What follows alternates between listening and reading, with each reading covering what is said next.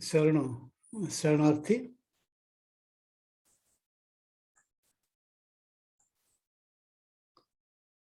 ಹನ್ನೆರಡನೇ ಶತಮಾನದಲ್ಲಿ ರಚನೆಯಾದ ವಚನಗಳು ಇಂದು ನಮಗೆಲ್ಲ ಒಂದು ಸಾಹಿತ್ಯದ ಪ್ರಕಾರವನ್ನೇ ನಿರ್ಮಿಸಿ ಕೊಟ್ಟಿದೆ. ಅದು ವಚನ ಸಾಹಿತ್ಯ. ಅದು ಕಡಲದಷ್ಟು ವಿಶಾಲವಾಗಿ ಇಂದು ಬೆಳೆದಿದೆ. ಆ ವಿಶಾಲದ ಕಡಲ ತೀರದಲ್ಲಿ ಒಂದು ಮಗು ಆ ವಚನ ಸಾಹಿತ್ಯದ ಬಗ್ಗೆ ವಿಚಾರ ಮಾಡುತ್ತಾ ಕುಳಿತಂಥ ಒಂದು ಚಿತ್ರ ಇಲ್ಲಿ ನಿಮಗೆ ಕಾಣಿಸುತ್ತಿದೆ. ಇದು ನನ್ನನ್ನು ಅರಿತಂಥ ಒಂದು ಪರಿ. ವಚನ ಸಾಹಿತ್ಯವನ್ನು ಇತ್ತೀಚೆಗೆ ಅಭ್ಯಾಸ ಮಾಡಲು ಪ್ರಾರಂಭಿಸಿದ ನನಗೆ ಅನಿಸಿದ್ದು ವಚನಗಳು ವೈಜ್ಞಾನಿಕ ಸೂತ್ರಗಳು ಎಂದು. ಅದನ್ನು ಪ್ರತಿಪಾದಿಸಲು ನಾನೊಂದು ವಚನವನ್ನು ತೆಗೆದುಕೊಂಡು ಅದು ವೈಜ್ಞಾನಿಕ ಸೂತ್ರ ಎಂದು ಪ್ರಸ್ತುತಪಡಿಸುವ ಪ್ರಯತ್ನ ಇಲ್ಲಿದೆ. ಇದು ನನ್ನ ಸಂಕ್ಷಿಪ್ತ ಪರಿಚಯ. ನಾನು ಶರಣಬಸವೇಶ್ವರ ವಿಜ್ಞಾನ ಮಹಾವಿದ್ಯಾಲಯದಲ್ಲಿ ಗಣಿತ ಅಧ್ಯಾಪಕನಾಗಿ ಸೇವೆ ಸಲ್ಲಿಸಿ ನಿವೃತ್ತನಾದ ಮೇಲೆ ವಚನ ಅಧ್ಯಯನ ಪ್ರಾರಂಭ ಮಾಡಿದೆ. 12ನೇ ಶತಮಾನದಲ್ಲಿ ಅನುಭವ ಮಟ್ಟದಲ್ಲಿ ಅನೇಕ ವಚನಗಳನ್ನು ವಿಮರ್ಶಿಸಿ ಅವುಗಳಲ್ಲಿ ವಿವರಗಳನ್ನು ದೃಢೀಕರಿಸಿ ಸಂಗ್ರಹಿಸಲಾಯಿತು. 20ನೇ ಶತಮಾನದವರೆಗೆ ವಿಜ್ಞಾನ ಪ್ರಗತಿ ಹೊಂದಿ ಅನೇಕ ಅಸಂಖ್ಯಾತ ವಿಜ್ಞಾನಿಗಳು ಹೊಸ ಹೊಸ ವಿಷಯಗಳನ್ನು ಪ್ರಸ್ತುತಪಡಿಸಿದ್ದಾರೆ. ಶರಣರು ಪ್ರಸ್ತುತಪಡಿಸಿದ ವಚನವನ್ನು ವಿಜ್ಞಾನದ ತತ್ವಗಳ ಆಧಾರದ ಮೇಲೆ ವಿಶ್ಲೇಷಿಸುವ ಪ್ರಯತ್ನ ಇಲ್ಲಿ ನಡೆದಿದೆ. ಅದಕ್ಕೆ ನಾನು ಕರೆದದ್ದು ವಚನ ಸೈನ್ಸ್ ಅಥವಾ ವಚನ ವಿಜ್ಞಾನ ಎಂದು. ಇಲ್ಲಿ ಮುಖ್ಯವಾಗಿ ಅನುಭವ ಮಂಟಪದಲ್ಲಿ ಅಣ್ಣ ಬಸವಣ್ಣವರ ತತ್ವಗಳಿಂದ ಆಕರ್ಷಿತರಾದ ಅನೇಕ ಜನರು ವಿವಿಧ ಭಾಗಗಳಿಂದ ಬಂದು ನೆಲೆಸಿದರು. ಅಲ್ಲಿ ತಮ್ಮ ಕಾಯಕ ಕೈಕೊಂಡು ತನ್ನ ಅನುಭವಗಳನ್ನು ವಚನದ ರೂಪದಲ್ಲಿ ಪ್ರಸ್ತುತಪಡಿಸಿ ನಮಗೆ ಕೊಡುಗೆಯಾಗಿ ಕೊಟ್ಟು ಹೋಗಿದ್ದಾರೆ. ಆ ಮಹಾನುಭಾವರಿಗೆಲ್ಲ ನಾನು ಮೊದಲು ನನ್ನ ಶರಣಾರ್ಥಿ ಹೇಳುತ್ತೇನೆ. ಅವರು ಜಗತ್ತಿಗೆ ಜ್ಞಾನದ ಬೆಳಕನ್ನು ಬೀರಿ ಹೋಗಿದ್ದಾರೆ. ಅವರಲ್ಲಿ ಮುಖ್ಯವಾದವರೊಬ್ಬರು ಅಕ್ಕ ಮಹಾದೇವಿಯವರು. ಅಕ್ಕ ಮಹಾದೇವಿ ಇಡೀ ಜಗತ್ತಿನ ಮಹಿಳಾ ಸಾಧಕರಲ್ಲಿಯೇ ಅಗ್ರಗಣ್ಯರಾದ ಅಪೂರ್ವ ವ್ಯಕ್ತಿ. ಹೆಣ್ಣು ತನ್ನ ಪರಿಪೂರ್ಣ ಸ್ವರೂಪವನ್ನು ಉಜ್ವಲವಾಗಿ ಬೆಳಗಿ ತೋರಿದ ಮಹಾಶಕ್ತಿ. ಈ ಜಗತ್ತೆಂಬ ಕದಳೆಯಲ್ಲಿ ಅದೊಂದು ಪರಿಮಳಿತ ಕರ್ಪೂರದ ಪರಂಜ್ಯೋತಿ. ಅದಕ್ಕೆ ಸಂಕೇತವೋ ಎಂಬಂತೆ ಅವಳ ಜೀವನದ ಘಟನೆಗಳು ಬೆಳೆಯುತ್ತವೆ. ಅವರ ವೈರಾಗ್ಯದ ಪ್ರಭೆ ಹೊಳೆಯುತ್ತದೆ. ಕೊನೆಗೆ ಆಕೆ ಉರಿಯುಂಡ ಕರ್ಪೂರದಂತೆ ತನ್ನ ಭೌತ ದೇಹವನ್ನು ಮೀರಿ ಬಯಲಾಗುವುದು ಕೂಡ ಶ್ರೀಶೈಲದ ಕದಳಿಯ ವನದಲ್ಲಿ. ಅಕ್ಕ ಮಹಾದೇವಿಯವರು ಕನ್ನಡದ ಮೊದಲ ಕವಿತ್ರಿ. ಇವರು ರಚಿಸಿದಂಥ ವಚನಗಳು ಅನೇಕ. ಅವು ಜ್ಞಾನದ ಬೆಳಕನ್ನು ಪಸರಿಸಿವೆ. ಇಲ್ಲಿ ನಾನೊಂದು ಅಕ್ಕ ಮಹಾದೇವರ ವಚನವನ್ನು ಆರಿಸಿಕೊಂಡು ಅದೊಂದು ವೈಜ್ಞಾನಿಕ ಸಿದ್ಧಾಂತ ಸೂತ್ರ ಎಂಬುದನ್ನು ನಿರೂಪಿಸುತ್ತಿರುವೆ. ಈ ವಚನವನ್ನು ಡಾಕ್ಟರ್ ಎಲ್ ಬಸವರಾಜು ಅವರು ಸಂಪಾದಿಸಿದ ಅಕ್ಕನ ವಚನಗಳ ಕೃತಿಯಿಂದ ಆರಿಸಿಕೊಂಡಿರುವೆ. ಇದು 20ನೇ ವಚನ. ಆ ಪುಸ್ತಕದಲ್ಲಿ 20ನೇ ವಚನ. ಈ ವಚನದಲ್ಲಿ ಅಕ್ಕ ಮಹಾದೇವಿಯವರು ಪ್ರತಿಯೊಂದು ಶಬ್ದವನ್ನು ಅಳೆದು ತೂಗಿ ಬೆಳೆಸಿದ್ದಾರೆ. ಅವುಗಳಿಗೆ ಓದುಗರು ತಮ್ಮ ಮನಸ್ಥಿತಿಗೆ ಅನುಗುಣವಾಗಿ ಸಾಮಾನ್ಯ, ವೈಜ್ಞಾನಿಕ, ತಾತ್ವಿಕ ಅರ್ಥ ಕೊಟ್ಟು ವಚನವನ್ನು ಮನಗತ ಮಾಡಿಕೊಳ್ಳಬಹುದು. ನಾನು ಇಲ್ಲಿ ವೈಜ್ಞಾನಿಕ ಅರ್ಥ ಕೊಡುವ ಪ್ರಯತ್ನ ಮಾಡ್ತಾ ಇದ್ದೇನೆ. ನಾನು ಆರಿಸಿಕೊಂಡಂಥ ಅಕ್ಕ ಮಹಾದೇವರ ವಚನ ಮೊದಲ ಸಾಲು ಕೋಲ ತುದಿಯ ಕೂಡಗನಂತೆ, ಎರಡನೇ ಸಾಲು ನೇಣ ತುದಿಯ ಬೊಂಬೆಯಂತೆ, ಮೂರನೇ ಭಾಗ, ಆಡಿದನಯ್ಯ ನೀನಾಡಿಸಿದಂತೆ, ನುಡಿದನಯ್ಯ ನುಡಿಸಿದಂತೆ, ನಾನಿದ್ದೇನಯ್ಯ ನೀರಿನಿಸಿದಂತೆ, ಜಗದ ಯಂತ್ರವಾಹಕ ಚನ್ನಮಲ್ಲಿಕಾರ್ಜುನ ಸಾಕೆಂಬನ್ನಕ. ಈ ವಚನದ ಟ್ರಾನ್ಸ್ಲೇಷನ್, ಇಂಗ್ಲಿಷ್ ಅನುವಾದ ಇಲ್ಲಿದೆ, ಇದನ್ನು ಗಮನಿಸಬಹುದು. ಮೊದಲ ಸಾಲು, I like the monkey at the end of the pole. ಎರಡನೇ ಸಾಲು, like a puppet at the end of the thread. I have played as you played me. I have spoken as you told me. I have lived as you told me. Until you, the maker of the machine called the word, Channamallikarjuna, said enough. ಅಕ್ಕಮಹಾದೇವರಿಗೆ ವೈಜ್ಞಾನಿಕ ತತ್ವಗಳ ವಿವರಗಳ ಪರಿಚಯ ಇತ್ತು ಅನ್ನುವಂಥ ಒಂದು ವಿಷಯವನ್ನು ಈ ಎರಡು ವಚನಗಳು ನಮಗೆ ಪರಿಚಯಿಸುತ್ತವೆ. ಅದರಲ್ಲಿ ಅದೇ ಆಗ ವೈಜ್ಞಾನಿಕ ವಿಷಯಗಳನ್ನ ಅರ್ಥ ಮಾಡಿಕೊಂಡ್ರೆ ಬಯಾಲಜಿ ಓದ್ತಂಥ ವಿದ್ಯಾರ್ಥಿಗಳು ಈ ಒಂದು ವಚನದ ಅರ್ಥವನ್ನು ಮಾಡಿಕೊಳ್ಳೋದು ಬಹಳ ಸರಳ. ಅಮೇಧದ ಮಡಿಕೆ, ಮೂತ್ರದ ಕುಡಿಕೆ, ಎಲುವಿನ ತಡಿಕೆ, ಕಿವಿನ ಅಡಿಕೆ, ಸುಡಲಿ ದೇಹವ ಒಡಲು ಹಿಡಿದು ಕೆಡದಿರು ಮಲ್ಲಿಕಾರ್ಜುನರಿ ಮಗಳೇ. ಈ ದೇಹಶಾಸ್ತ್ರದಲ್ಲಿಯ ಈ ಒಂದು ವಿವರ ಬಹಳ ಸುಂದರವಾಗಿದೆ. ಅವರು ಇಲ್ಲಿ ಉಪಯೋಗಿಸಿದಂಥ ಶಬ್ದಗಳನ್ನು ಗಮನಿಸಿ, ಮಡಕೆ, ಕುಡಿಕೆ, ತಡಿಕೆ, ಅಡಿಕೆ ಇವು ಪ್ರಾಸಬದ್ಧವಾಗಿದ್ದು ಕಾವ್ಯಾತ್ಮಕವಾಗಿದ್ದು, ಇಲ್ಲಿ ಇವುಗಳನ್ನು ಉಪಯೋಗಿಸಿದ ಅವರ ರೀತಿ ಅಸಾಮಾನ್ಯ. ನಾನು ವಚನಗಳಲ್ಲಿ ಶರಣರು ಉಪಯೋಗಿಸಿದ ಅನೇಕ ಪದಗಳು ಸಾಮಾನ್ಯರ ಜೀವನದಲ್ಲಿ ಕಾಣುವ ಅಥವಾ ಜೀವಿಗಳಾಗುತ್ತವೆ. ಈ ಪರ್ಯಾದ ಅರ್ಥ ಉಪಯೋಗಿಸಿದಾಗ ಆ ವಚನಕ್ಕೆ ವೈಜ್ಞಾನಿಕ ಅರ್ಥ ಸಿಗುತ್ತದೆ. ಇಲ್ಲಿ ನೀವು ಗಮನಿಸಬಹುದು, ಕೋಲ ತುದಿಯ ಕೂಡಗನಂತೆ. ಇದು ಸಾಮಾನ್ಯವಾಗಿ ಕಾಣುವ ಒಂದು ಮಂಗನಾಟ ಆಡಿಸುವ ದೃಶ್ಯ. ಇಲ್ಲಿ ಒಬ್ಬನ ಮುದುಕನ ಕೈಯಲ್ಲಿ ಕೋಲಿದೆ, ಕೋಲಿನ ತುದಿಗೆ ಒಂದು ಮಂಗವಿದೆ, ಇನ್ನೊಂದು ಕೈಯಲ್ಲಿ ಡಮ್ಮರುಗ ಇದೆ. ಈ ಮಂಗ ಇವನ ಆಡಿಸಿದಂತೆ ಆಟ ಆಡುವುದು ನಮಗೆಲ್ಲ ಗೊತ್ತಿರುವಂತಹ ವಿಷಯ. ಹಾಗಾದ್ರೆ ಇಲ್ಲಿ ಈ ವಚನದಲ್ಲಿ ಅಕ್ಕಮಹಾದೇವರು ಕೂಡುಗ ಅನ್ನುವಂಥ ಶಬ್ದವನ್ನ ಯಾಕೆ ಉಪಯೋಗಿಸಿದ್ರು, ಅದರ ಪರ್ಯಾಯ ಅರ್ಥವೇನು, ವೈಜ್ಞಾನಿಕ ಅರ್ಥವೇನು ಅಂತ ಗಮನಿಸಿದ್ರೆ ನಾವು 1760ರಲ್ಲಿ ರಾಬರ್ಟ್ ಹುಕ್ ಅವರ ಸಂಶೋಧನೆಯನ್ನು ಗಮನಿಸಬೇಕಾಗುತ್ತೆ.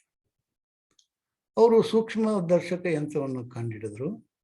ಆಮೇಲೆ ಆ ಸೂಕ್ಷ್ಮ ಯಂತ್ರದ ಕೆಳಗೆ ಒಂದು ತೆಳುವಾದ ಕಾರ್ಕಿನ ತುಂಡನ್ನಿಟ್ಟು ನೋಡಿದರು. ಅವ್ರಿಗೊಂದು ಆಶ್ಚರ್ಯ ಕಾಯ್ದಿತ್ತು. ಆ ಕಾರ್ಕಿನ ತುಂಡಿನಲ್ಲಿ ಸಣ್ಣ ಸಣ್ಣ ಸಣ್ಣ ಮನೆಗಳು ಇದ್ದದ್ದು ಅವರಿಗೆ ಕಾಣಿಸ್ತು. ಇಲ್ಲಿ ಚಿತ್ರ ಗಮನಿಸಿ. ಇದು ಒಂದು ಅವರು ತಯಾರಿಸಿದ ಸೂಕ್ಷ್ಮದರ್ಶಕ ಯಂತ್ರ.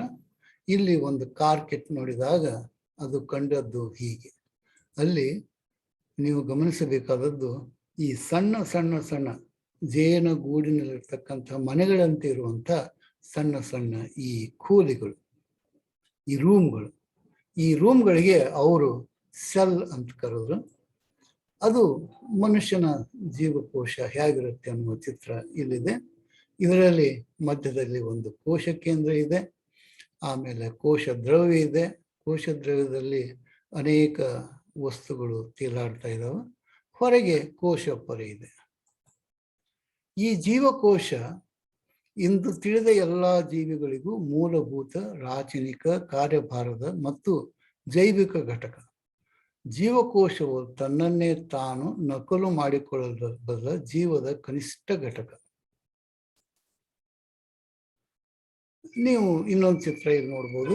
ಇದು ಸಸ್ಯ ಜೀವಕೋಶ. ಇದರ ರಚನೆಯು ಅದೇ ರೀತಿ ಇದೆ.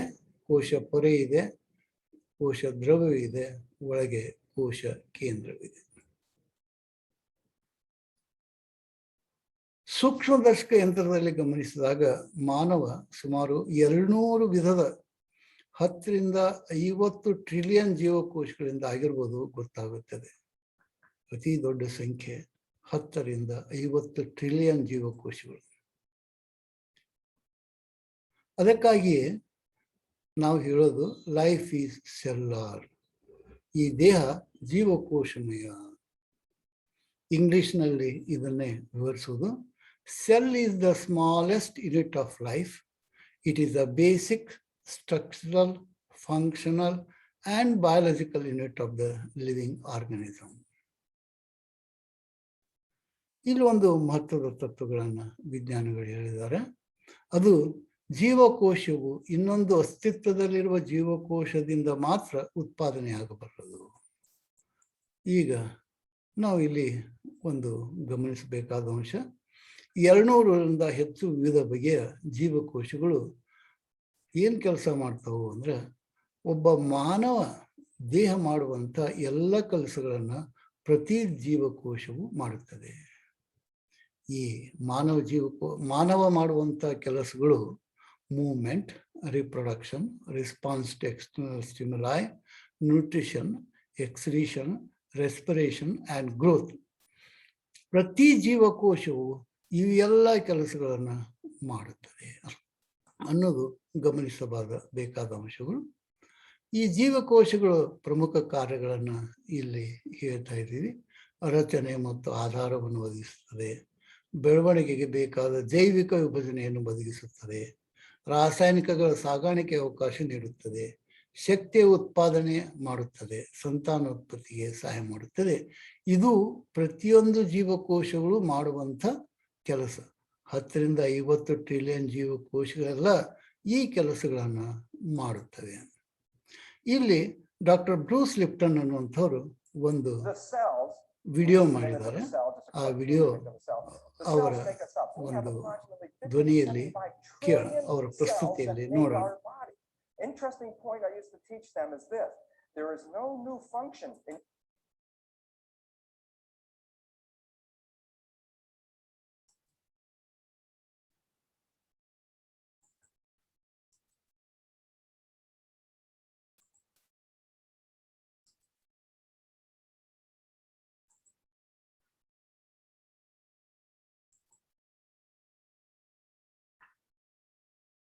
the cells make us up. We have approximately 50 to 75 trillion cells that make our body. Interesting point I used to teach them is this: there is no new function in your entire human body that's not already present in every cell. Every cell has a respiratory system, a digestive system, an excretory system, an endocrine system, an integumentary system, a nervous system, a reproductive system, an immune system. Basically, what I'm trying to tell you is this: that the cell and the human are structural, functional counterparts of each other. Whatever is in the cell is in the human. Whatever is in the human is in the cell. ಈಗ ನಾನು ಒಬ್ಬ ಮನುಷ್ಯ ಕಣ್ಣಿನಲ್ಲಿ ಕಾಣುವ ಒಂದು ಪ್ರತಿಬಿಂಬ ಹೀಗಿರುತ್ತೆ. ಅದು ಒಂದು ಜೀವಕೋಶದ ಒಂದು ರಾಶಿ. ಮನುಷ್ಯ ಅನ್ನುವುದು ಜೀವಕೋಶ ಒಂದು ರಾಶಿ ಅನ್ನೋದು ಇಲ್ಲಿ ಕಾಣಿಸ್ತಾ ಇದೆ. ಸಮುದ್ರದಲ್ಲಿ ಒಂದು ವಿಚಿತ್ರ ನಾವು ಗಮನಿಸಿರ್ಬೋದು. ಇಲ್ಲಿ ಕಾಣಿಸ್ತಾ ಇರೋದು ಇದು ಒಂದು ಮೀನಲ್ಲ, ಇದು ಮೀನಂತೆ ಕಾಣುವ ಮೀನುಗಳ ರಾಶಿ. ಇದಕ್ಕೆ ಸ್ಕೂಲಿಂಗ್ ಆಫ್ ಫಿಶ್ ಅಂತ ಹೇಳ್ತಾರೆ. ಈ ಮೀನುಗಳು ತಮ್ಮ ರಕ್ಷಣೆಗಾಗಿ ಅವು ಒಂದು ಮೀನಿನ ಗುಂಪಿನಂತೆ ಅವು ಚಲಿಸುತ್ತವೆ. ಹೊರಗಿನಿಂದ ನೋಡುವ ಮೀನುಗಳಿಗೆ ಅದು ಒಂದು ದೊಡ್ಡ ಮೀನಿನಂತೆ ಕಾಣುತ್ತದೆ. ಅದಕ್ಕೆ ಅವು ಅಲ್ಲಿಂದ ಪಲಾಯನಗೈತವೆ. ಇದಕ್ಕೆ ಸ್ಕೂಲಿಂಗ್ ಆಫ್ ಫಿಶ್ ಅಂತ ಹೇಳ್ತಾರೆ. Schools R groups of fish that act as A single unit and are characterized by a streamlined structure and uniform behavior for the purposes of avoiding predators and finding food. ಇಲ್ಲಿ ಹಾಗಾದರೆ ಮನುಷ್ಯ ಏನು ಅಂತ ವಿಚಾರ ಮಾಡಿದ್ರೆ, ಮನುಷ್ಯ ಸ್ಕೂಲಿಂಗ್ ಆಫ್ ಸೆಲ್ಸ್ ಅಂತ ಹೇಳ್ಬೋದು. ಮನುಷ್ಯ ಸ್ಕೂಲಿಂಗ್ ಆಫ್ ಸೆಲ್ಸ್ ಅಂತ ಹೇಳ್ಬೋದು. ಒಟ್ಟಾರೆಯಾಗಿ ಮನುಷ್ಯನ ರಚನೆ ಹೇಗಿದೆ ಅಂದರೆ, ಇದು organism, organ system, organ, tissue and sell. ಅಂದರೆ ಕಟ್ಟಕಡೆಯ ಒಂದು ಮೂಲಭೂತವಾದ ರಾಸಾಯನಿಕ ವಸ್ತು ಸೆಲ್. ಅದಕ್ಕೆ ಅಕ್ಕ ಮಹಾದೇವಿಯವರು ಕೋಲ ಸುದಿಯ ಕೂಡಗನಂತೆ ಅನ್ನುವಂಥ ಒಂದು ಭಾಗವನ್ನು ಹೇಳಿದ್ದಾರೆ. ಈಗ ಎರಡನೇ ಸಾಲಿಗೆ ಹೋಗೋಣ. ನೇನ ತುದಿಯ ಬೊಂಬೆಯಂತೆ. ಇಲ್ಲಿ ಒಂದು ಗೊಂಬೆಯನ್ನು, ಸುತ್ತಳದ ಗೊಂಬೆ ಆಟ ಆಡಿಸುವ ಒಂದು ಚಿತ್ರ ಇದೆ. ಹಾಗೇನೆ ಈ ಚಿತ್ರದಲ್ಲಿ ಸುತ್ತದ ಗೊಂಬೆ ಆಟ ನಡೆದಿದೆ. ಗೊಂಬೆ ಆಡಿಸುವ ಚನ್ನಮಲ್ಲಿಕಾರ್ಜುನ, ಅವನ ಕೈಯಲ್ಲಿ ಆಡುವ ಈ ಜೀವಿ, ಸಕಲ ಜೀವಿಗಳನ್ನು ಆತ ತನಗೆ ಹೇಗೆ ಬೇಕೋ ಹಾಗೆ ಆಡಿಸ್ತಾನೆ ಅನ್ನುವಂಥ ಒಂದು ಮಾತಿದೆ. ಅದಕ್ಕೆ like a puppet at the end of a thread ಅನ್ನುವಂಥ ಮಾತನ್ನು ಇಲ್ಲಿ ಉಪಯೋಗಿಸಿದ್ದಾರೆ. ಇಲ್ಲೊಂದು ಅಣ್ಣ ಬಸವಣ್ಣವರ ವಚನ ಗಮನಿಸೋಣ. ಓಡದಿರು ಓಡದಿರು ನಿನ್ನ ಬೇಡುವಾತ ನಾನಲ್ಲ ಶಿವನೇ, ನೋಡುವೆನು ಕಣ್ಣ ತುಂಬ ಆಡಿ ಪಾಡಿ ನಲಿದಾಡುವೆ, ಬೇಡನ್ನ ಕೂಡೆ ಮಾತಾಡಲಾಗದೆ ಎಲೆ ಶಿವನೇ ಕೂಡಲ ಸಂಗಮ ದೇವ, ನೀನಾಡಿಸುವ ಬೊಂಬೆ ನಾನು, ನೀನಾಡಿಸುವ ಬೊಂಬೆ ನಾನು. ಹಾಗಾದ್ರೆ ಇಲ್ಲಿ ಮುಖ್ಯವಾಗಿ ಪ್ರಶ್ನೆ ಉತ್ತರಿಸಬೇಕಾದದ್ದು, ಈ ಕೂಡಲ ಸಂಗಮ ದೇವ ಈ ಬೊಂಬೆಯನ್ನು ಹೇಗೆ ಆಡಿಸ್ತಾನೆ ಅನ್ನೋದು ನಾವಿಲ್ಲಿ ಗಮನಿಸಬೇಕಾಗಿದೆ.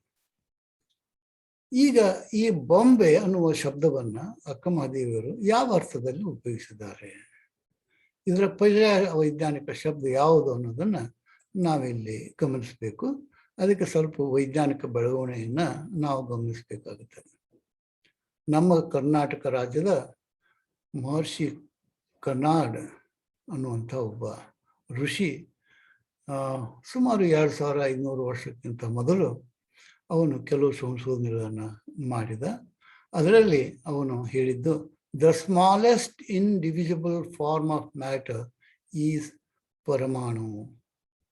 ಇದನ್ನು ವಿಜ್ಞಾನಿಗಳು ಸಹ ಒಪ್ಪಿಕೊಂಡಿದ್ದಾರೆ.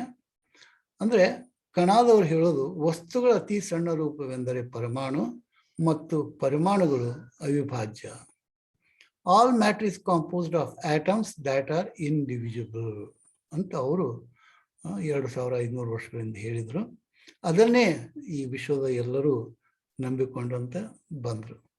ಈಗ ಉದಾಹರಣೆಗೆ ನೀವು ನೋಡ್ಬೋದು, ಜಾನ್ ಡಾಲ್ಟನ್ ಅಟಾಮಿಕ್ ಥಿಯರಿ ಅವರು ಪ್ರಸ್ತುತಪಡಿಸಿದಾಗ ಅವ್ರು ಹೇಳೋದು, all matter is composed of small particles called atoms.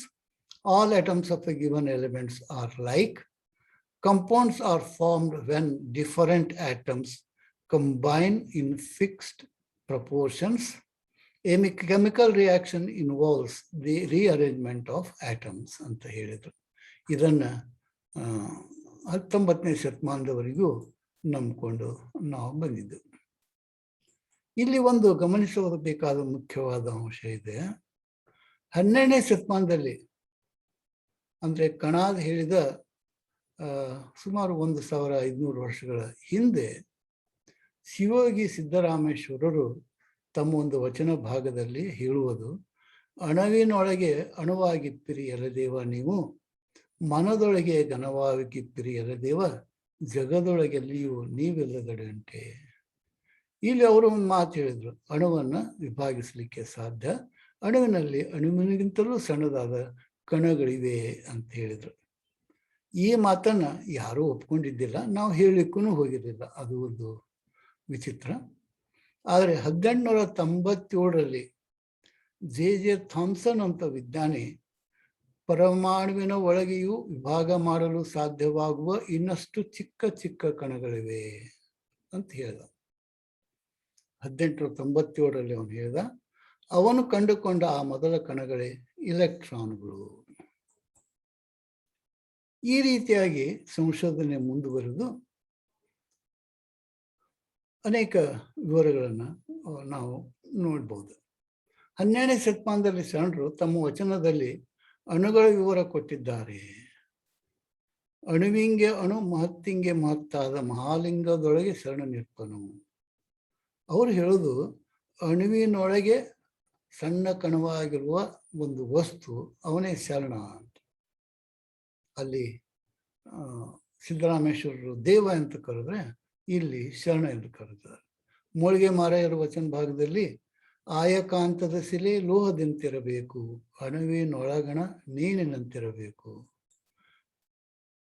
ಈಗ ಪ್ರಸ್ತುತವಾಗಿ ಅನೇಕ ಸಣ್ಣ ಸಣ್ಣ ಕಣಗಳಿಂದ ಅಣುವಾಗಿದೆ. ಅಣುವಿನೊಳಗೆ ಅತಿ ಸಣ್ಣ ಸಣ್ಣ ಕಣಗಳಿದೆ. ಅವಕ್ಕೆ ಸಬ್ ಅಟಾಮಿಕ್ ಪಾರ್ಟಿಕಲ್ಸ್ ಅಂತಾರೆ. ಇಲ್ಲಿ ಕೆಲವು ಹೆಸರುಗಳನ್ನು ನೀವು ಗಮನಿಸಬೇಕು. ಇಲೆಕ್ಟ್ರಾನ್, ನ್ಯೂಟ್ರಿನೋ, ನ್ಯೂಟ್ರಾನ್, ಮ್ಯೂಆನ್ ಇತ್ಯಾದಿ ಇತ್ಯಾದಿ. ಇದು ಅನೇಕ ಸಂಶೋಧನೆಗಳು ಇಂದು ನಡೆದಿವೆ. ಇಲ್ಲಿ ನಾವು ಗಮನಿಸಬೇಕಾದದ್ದು ಆಟಮ್ಸ್, ಇವು ಕಾಂಬಿನೇಷನ್ ಮಾಡಿ ಮಾಲಿಕ್ಯೂಲ್ಸ್ ಆಗುತ್ತೆ. ಈ ಮಾಲಿಕ್ಯೂಲ್ಸ್ ಕೂಡಿಕೊಂಡು ಕಂಪೌಂಡ್ಸ್ ಆಗುತ್ತೆ ಅನ್ನುವಂಥ ಒಂದು ವಿವರ ನಮಗೆ ಗೊತ್ತಿದೆ. ನಮಗೆ ಇಲ್ಲಿ ಒಂದು ಚಿತ್ರ ಇದೆ. ಈ ಚಿತ್ರದಲ್ಲಿ ಇಟ್ಟಂಗಿ ತಯಾರಿಸ್ತಾರೆ. ಆ ಇಟ್ಟಂಗಿಗಳನ್ನು ಹೊಂದಿಸಿ ನೀವು ಗಮನಿಸ್ಬೋದು ಒಂದು ಗೋಡೆಯನ್ನು ನಿರ್ಮಾಣ ಮಾಡ್ತಾರೆ. ಆ ರೀತಿಯಾಗಿ ಮಾನವ ದೇಹ, ಯಾವುದೇ ಜೀವಿ ದೇಹ, ನಾನಿಲ್ಲಿ ಮಾನವನನ್ನು ಉದಾಹರಣೆ ಇಟ್ಟು, ಅದು ನಿರ್ಮಾಣ ಆಗಬೇಕಾದ್ರೆ ಇಲ್ಲಿ ಇಟ್ಟಂಗಿ ಇದ್ದ ಹಾಗೆ ಇದಕ್ಕೆ ಪ್ರೋಟೀನ್ ಬೇಕು. ಅದು ದೇಹದ ಸುಮಾರು 20% ಭಾಗ ಪ್ರೋಟೀನಿಂದಾಗಿರುತ್ತೆ, 60% ಭಾಗ ನೀರಿನಿಂದಿರುತ್ತೆ. ಉಳಿದದ್ದು ಕಾರ್ಬೋಹೈಡ್ರೇಟ್ ಅದರ್ಸ್ ಅನ್ನೋದು ಒಂದು 5%, ಫ್ಯಾಟ್ 15% ಇರುತ್ತೆ ಅನ್ನುವಂಥದ್ದು ನೋಡಿ. ಅಂದರೆ ದೇಹದ ಮುಖ್ಯವಾದ ಘಟಕ ಪ್ರೋಟೀನ್ ಅಂತ ನಮಗೆ ಗೊತ್ತಿದೆ. ಆ ಪ್ರೋಟೀನ್ ಹೇಗೆ ಆಗುತ್ತೆ, ಇದೊಂದು ಕಂಪೌಂಡ್, ಇದು ಹೇಗೆ ಆಗುತ್ತೆ ಅನ್ನೋದು ಇಲ್ಲಿ ಗಮನಿಸಬೇಕು. ಈ ಅಮಿನೋ ಆಸಿಡ್ಸ್ ಆ್ಯಂಡ್ ಪೆಪ್ಟೈಡ್ ಇವೆರಡೂ ಜೊತೆಗೂಡಿ ಪ್ರೋಟೀನ್ ಆಗುತ್ತೆ. Amino acids are molecules used to build proteins. All amino acids have a central carbon atom surrounded by a hydrogen atom ಅನ್ನುವಂಥ ಒಂದು ವಿವರವನ್ನು ನೀವು ಗಮನಿಸಬಹುದು. ಇಲ್ಲಿ ನೋಡಿ, ಒಂದು ಪ್ರೋಟೀನ್ ಹೇಗೆ ಕಾಣಿಸುತ್ತೆ ಅಂದರೆ ಇದು ಒಂದು ಮುತ್ತಿನ ಸರದಂತೆ ಕಾಣಿಸ್ತದೆ. ಇಲ್ಲಿ ಪ್ರೋಟೀನ್ದಲ್ಲಿ ಈ ಆಸಿಡ್ಸ್, ಅಮಿನೋ ಆಸಿಡ್ಸ್ ಇದೆ, ಆಮೇಲೆ ಪೆಪ್ಟೈಡ್ಸ್ ಇದೆ. ಇದು ಮುತ್ತಿನಂತೆ ಮತ್ತು ಮುತ್ತಿನೊಳಗೆ ಜೋಡಿಸುವಂಥ ದಾರದಂತೆ ಇದ್ದು ಇದು ನಮಗೆ ಒಂದು ಮುತ್ತಿನ ಸರದಂತೆ ಕಾಣಿಸುತ್ತದೆ. ಅಂದರೆ ಅಮಿನೋ ಆಸಿಡ್ ಮತ್ತು ಮುತ್ತಿದ್ದ ಹಾಗೆ, ಪೆಪ್ಟೈಡ್ ದಾರ ಇದ್ದ ಹಾಗೆ, ಇವೆರಡೂ ಜೊತೆಗೆ ಪೋಣಿಸಿದಾಗ ಪ್ರೋಟೀನ್ ಎನ್ನುವ ಸರ ಆಗುತ್ತದೆ. ಅಂದರೆ ನಾವು ವಿವಿಧ ಬಣ್ಣದ ಮುತ್ತುಗಳಿಂದ ಬೇರೆ ಬೇರೆ ವಿಧದಲ್ಲಿ ಜೋಡಿಸಿದಾಗ ವಿವಿಧ ಬಗೆಯ ಸರಗಳು ಆಗುವ ಹಾಗೆ ಬೇರೆ ಬೇರೆ ನಮೂನೆಯ ಪ್ರೋಟೀನ್ಗಳು ಆಗುತ್ತವೆ.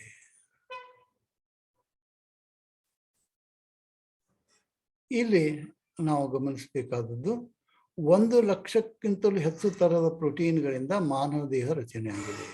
ಇನ್ನೊಮ್ಮೆ ಗಮನಿಸಿ, 1 ಲಕ್ಷಕ್ಕಿಂತಲೂ ಹೆಚ್ಚು ತರಹದ ಪ್ರೋಟೀನ್ಗಳಿಂದ ಮಾನವ ದೇಹ ರಚನೆಯಾಗಿದೆ. ಈ ಪ್ರೋಟೀನ್ ಮಾಡುವ ಕೆಲವು ಕೆಲಸಗಳನ್ನು ನಾವಿಲ್ಲಿ ನೋಡ್ಬೋದು. ದೇಹದ ಬೆಳವಣಿಗೆ, ಸ್ನಾಯುಗಳ ಆಕುಂಚನ ಪ್ರಸರಣ, ಎಲ್ಲಕ್ಕಿಂತ ಮುಖ್ಯವಾಗಿ ಸಂವಾಹಕನಾಗಿ ಕ್ರಿಯೆ. ಜೀವಕೋಶ ಒಳಗೆ ಹೊರಗೆ, ಒಂದು ಜೀವಕೋಶದಿಂದ ಇನ್ನೊಂದು ಜೀವಕೋಶಕ್ಕೆ, ದೇಹದ ಸ್ನಾಯುಗಳು ಮತ್ತು ಅಂಗಾಂಗಗಳ ನಡುವೆ ಸಂದೇಶ ರವಾನೆ ಮಾಡಲು ಹಾರ್ಮೋನ್ ಎಂಬ ಪ್ರೋಟೀನ್ ಬೇಕು. ಅದೇ ರೀತಿ ದೇಹದ ಸಮತೋಲನ ಕಾಯ್ದುಕೊಳ್ಳಕ್ಕೆ, ದೇಹಕ್ಕೆ ಬೇಕಾದ ಪೋಷಕಾಂಶಗಳನ್ನು ಸಂಗ್ರಹಿಸಲಿಕ್ಕೆ, ದೇಹದಲ್ಲಿ ಶಕ್ತಿಯನ್ನು ಉತ್ಪಾದಿಸಲಿಕ್ಕೆ ಇಲ್ಲಿ ಪ್ರೋಟೀನ್ ಬೇಕು. ನಾವು ಇಲ್ಲಿ ಮುಖ್ಯವಾಗಿ ಗಮನಿಸಬೇಕಾದದ್ದು ಸಂವಾಹಕನಾಗಿ ಒಂದು ಕ್ರಿಯೆಯನ್ನು ಈ ಪ್ರೋಟೀನ್ ಮಾಡುತ್ತೆ. ಅದು ಹೇಗೆ ಮಾಡುತ್ತೆ ಅನ್ನೋದನ್ನು ಮುಂದೆ ನಾವು ವಿವರವಾಗಿ ಗಮನಿಸ್ತೇವೆ. ಹಾಗಾಗಿ ಇಲ್ಲಿ ಕೆಲವು ಚಿತ್ರಗಳನ್ನು ನೀವು ನೋಡ್ಬೋದು. ಇವು ಸುಂದರವಾದ ಮುತ್ತಿನಿಂದ ಸರದಿಂದ ಮಾಡಿದ ಸುಂದರ ಕಲಾಕೃತಿಗಳು. ಹಾಗಾದರೆ ಮಾನವ ದೇಹ ಹೇಗೆ ರಚನೆಯಾಗಿದೆ ಅನ್ನೋ ಚಿತ್ರ ಗಮನಿಸಿದ್ರೆ ನಿಮಗೆ ಗೊತ್ತಾಗುತ್ತೆ. ಅದು ಪ್ರೋಟೀನ್ನಿಂದ, ಸುಂದರವಾದ ಮುತ್ತಿನ ಸರದ ಹಾಗೆ ಇರುವಂಥ ಪ್ರೋಟೀನಿಂದ ರಚನೆಯಾಗಿದೆ. ಈ ಪ್ರೋಟೀನ್ ಸ್ಟ್ರಕ್ಚರ್ ನೀವು ನೋಡ್ಬೋದು. ವಿವಿಧ ರೀತಿಯ ಪ್ರೋಟೀನ್ಗಳು ಅದು ಹೇಗೆ ಮುತ್ತಿನ ಸರದ ಹಾಗೆ ಕಾಣುತ್ತವೆ ಅನ್ನೋದನ್ನು ನೀವು ಇಲ್ಲಿ ಗಮನಿಸಿದರೆ ನಮಗೆ ಅರ್ಥ ಆಗೋದು. ಆಟಮ್ಸ್, ಆಟಮ್ಸ್ನಿಂದ ಮಾಲಿಕ್ಯೂಲ್ಸ್, ಮಾಲಿಕ್ಯೂಲ್ಸ್ನಿಂದ ಸೆಲ್ನಿಂದ ಮಸಲ್ಸ್, ಮಸಲ್ನಿಂದ ಬಾಡಿ ಸಿಸ್ಟಮ್, ಬಾಡಿ ಸಿಸ್ಟಮ್ನಿಂದ ಆರ್ಗ್ಯಾನಿಸಮ್ಸ್ ಆಗುತ್ತೆ. ಇಲ್ಲೊಂದು ಚಿತ್ರ ಇದೆ. ಎಲ್ಲಕ್ಕಿಂತಲೂ ಈ ಕಟ್ಟ ಕಡೆಯದಾಗಿ ಬರುವಂಥದ್ದು ಇದು ಆಟಮ್. ಹಾಗಾಗಿ ನಾವು ಏನು ಹೇಳ್ಬೋದು ಅಂದ್ರೆ, ದೇಹವು ಮೊದಲು ಒಂದು ಪ್ರೋಟೀನ್ ಯಂತ್ರ. The human body is a protein machine.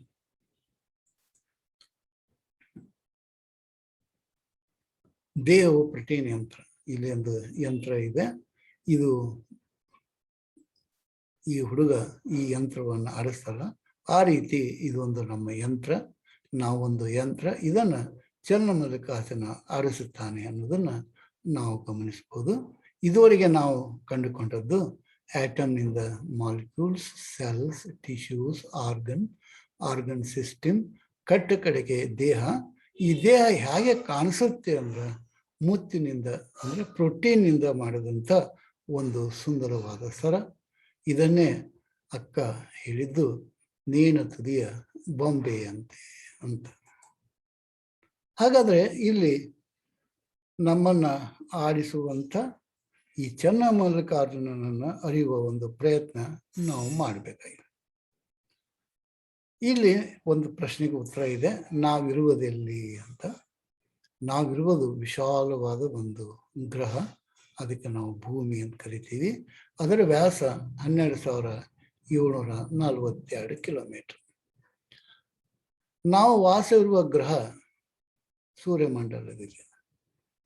ಈ ಸೂರ್ಯಮಂಡಲ ಎಷ್ಟು ದೊಡ್ಡದಿದೆ ಅಂದ್ರೆ, ಅದರ ವ್ಯಾಸ 287.46 ಬಿಲಿಯನ್ ಕಿಲೋಮೀಟರ್ಸ್, ಅಂದ್ರೆ ಸುಮಾರು ಒಂದು ಲೈಟ್ ಇಯರ್ ಲೆಂತ್. ಒಂದು ಲೈಟ್ ಇಯರ್ ಅಂದ್ರೆ ಬೆಳಕಿನ ವೇಗ, ಅಂದ್ರೆ ಸೆಕೆಂಡಿಗೆ 3 ಲಕ್ಷ ಕಿಲೋಮೀಟರ್ ವೇಗದಲ್ಲಿ ನಾವು 1 ವರ್ಷ ಚಲಿಸಿದರೆ ಚಲಿಸುವ ದೂರಕ್ಕೆ 1 ಲೈಟ್ ಇರುತ್ತೆ. ಅಂದ್ರೆ ಇಲ್ಲಿಂದ ಇಲ್ಲಿವರೆಗೆ 3 ಲಕ್ಷ ಕಿಲೋಮೀಟರ್ ವೇಗದಲ್ಲಿ ಚಲಿಸಿದರೆ ನಾವು ತೆಗೆದುಕೊಳ್ಳುವ ವೇಳೆ ಸುಮಾರು 1 ವರ್ಷ. ಹಾಗಾದ್ರೆ ಈ ಸೂರ್ಯಮಂಡಲ ಇರುವುದು ಎಲ್ಲಿ ಅಂತ ನಾವು ಗಮನಿಸಿದ್ರೆ, ಅದು ಇರುವುದು ದ ಮಿಲ್ಕಿ ವೇ. ಆ ಮಿಲ್ಕಿ ವೇ ಎಷ್ಟು ದೊಡ್ಡದಿದೆ ಅಂತ ಹೇಳಿದ್ರೆ, ಇದು 1 ಲಕ್ಷ ಲೈಟ್ ಇಯರ್ಸ್.